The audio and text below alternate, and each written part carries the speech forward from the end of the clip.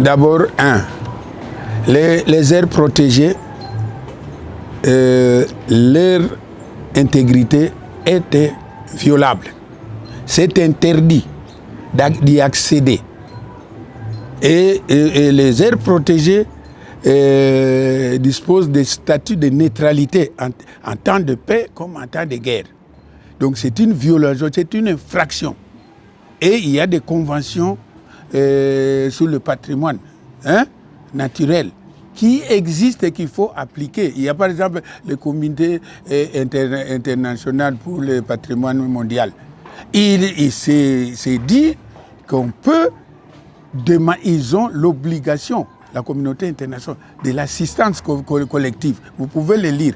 Il y a ça. Il y a des conventions et des textes internationaux il faut l'appliquer. C'est-à-dire qu'il faut, par exemple, pour le Virunga, il faut impliquer aussi UNESCO pour faire ça. Donc leur présence est grave. C'est une infraction.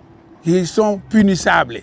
On doit leur dire de partir. Parce qu'ils commettent des dégâts, des dommages dits irréversibles. Et ils empêchent le personnel de l'ICCN à faire la surveillance. Et il y a des infractions comme ça. C'est-à-dire que la privation. Vous privez le personnel à faire la surveillance et la protection des espèces rares. Ça, c'est à nous de parler, de mettre ça dans le cadre de notre diplomatie environnementale. Non, il faut l'intégrer.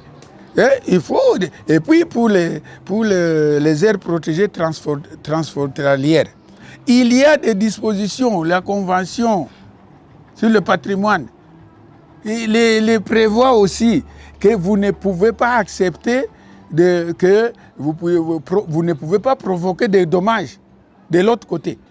C'est ça le problème. Il faut les traduire devant le truc, c'est connu, non?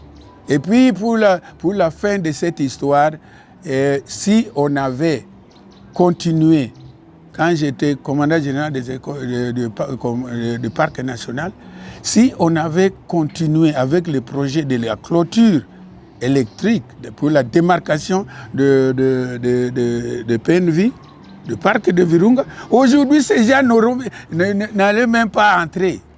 Donc, oui, ils n'ont pas d'accès. Et tout le monde devait quitter là-bas. Et donc, il faut continuer. Il n'y a pas d'autre solution et renforcer la capacité des corps PPN.